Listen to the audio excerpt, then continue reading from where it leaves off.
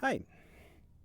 It's been a while since I made a video. I've been busy, um, mostly with back-end work and stuff related to the index that I currently have on my head. It's been an adventure with this headset so far. It's a little rough around the edges, but it's starting to get there. Um, I noticed the last beta that they added for Steam VR added the ability to adjust color channel gain separately, and that fixed a lot of the issues I was having. I was one of the people that was unlucky enough to have very blue tinted screens on this headset, so everything looked very dark and blue. And to counter it, in the meantime, while they figure their stuff out, I've upped those gain channels a lot, and so I get really blown out colors, which you guys won't be able to see, but at least it looks somewhat normal to me now. It's just one of those things. It's new hardware. I expect to have it fixed soon. Besides that, I had a lot of different quality of life patches and bug fixes in 4.22. They're all detailed on the website. For 4.23, I kind of want this to be a stability patch because I'm prepping for when Chaos goes fully live in the engine. Right now, Chaos is not fully live. It is you can do destruction and some simulation with it, but you can't do things like constraints yet.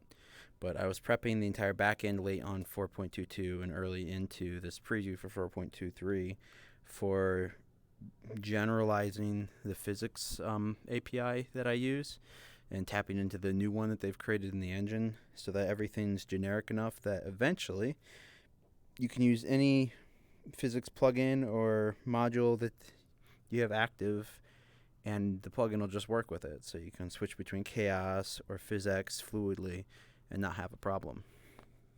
So while I was rewriting all of the physics code in the plugin, I ran into some bugs that were long-term and nobody really noticed, but were there, and I got them fixed. And some things that were not quite proper. So the physics system is better than it's ever been. I also ran into some things that aren't implemented yet for the new physics API, so I had to keep some things still on PhysX until they get that finished, but it's pretty good. So anyways, physics are the main concern at the moment because I want to maybe work on a melee grip script. I have plans for one in mind, but I set it aside while I was doing all the upgrades on the back end.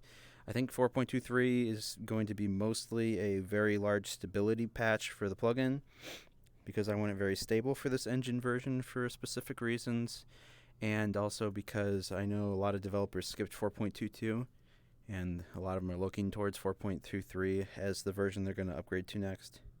So I want to make sure everything's clean and working and good on it.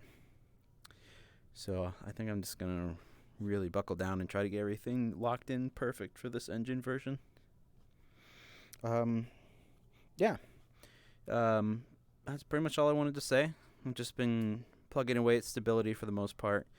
4.23 might see more feature patches after the initial release. I'm going to try to use all of the preview duration to try to get stability going and really check against engine bugs, because early on in 4.22, I reported a lot of engine bugs that I found and actually got them fixed before the engine went live. And I would have really liked to get the chance to do that again this time. There was some very relevant things that got fixed. Something I noticed while going through the source code for 4.23 was they did fix that nasty physics replication bug that they had introduced in 4.22, where this is currently running in a virtual dedicated server in Editor. And in 4.22, if I were to mess with these blocks in that, they would just freak out, like act crazy. And it's because they had the replication incorrect for forces on them. And they fixed it now, so they're not perfect. You can see weird little things that they're doing, but they're definitely more stable than they were.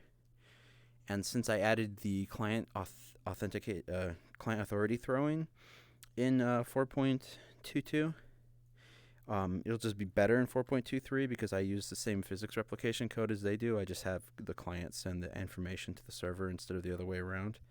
So all the throwing stuff should be better in 4.23 for our end as well. I have the open input module, which is around for networking the hands and all the stuff with Steam's skeletal meshes.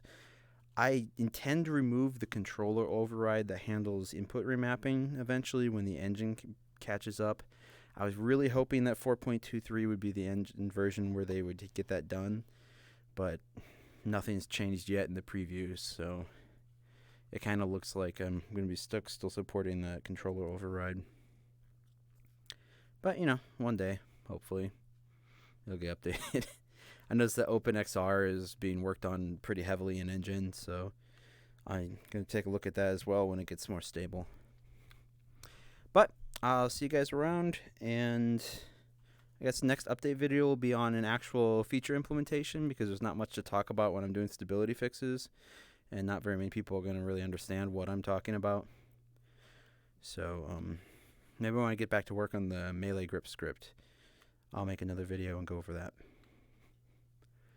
But anyways, goodbye.